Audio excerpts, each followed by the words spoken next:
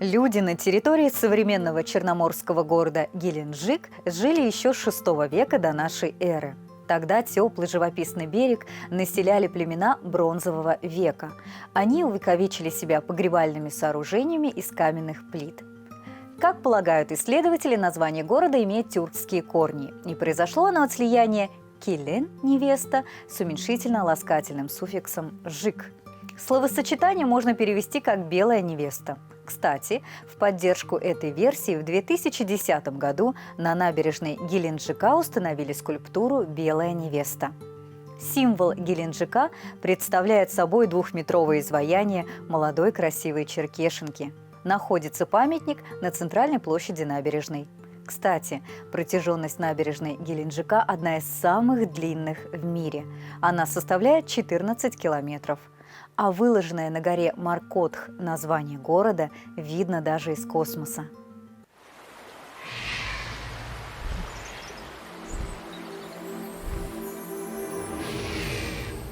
Также на берегу Черного моря расположилась гора Аюдак.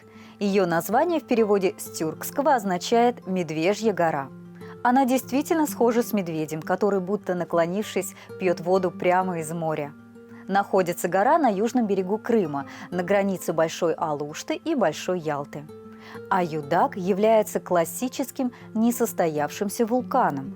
Вся его территория является заповедной зоной. Во флоре учтено 577 видов растений, из них 44 вида краснокнижные. Весной глаз радуют многочисленные подснежники и крокусы. А летом можно увидеть потрясающей красоты орхидеи, дикие гладиолусы. Многие ученые считают, что в эпоху Железного и Бронзового веков на Аюдаге проживали древние народы – скифы и тавры.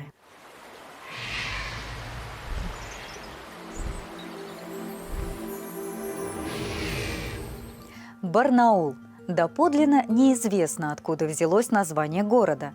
Возможно, он так был назван благодаря реке Барнаулке, на берегу которой он стоит.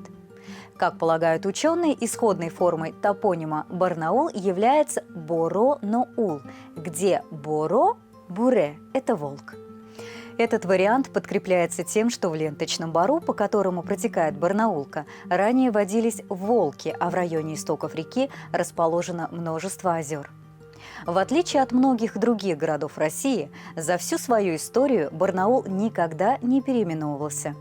Археологические находки свидетельствуют о том, что древние люди обитали на территории современного Барнаула еще в каменном веке. Барнаул – первый город Сибири, где в XVIII веке появились бульвар и аптека. Любопытно, что расположение улиц в старом центре Барнаула параллельно перпендикулярное, как в Санкт-Петербурге.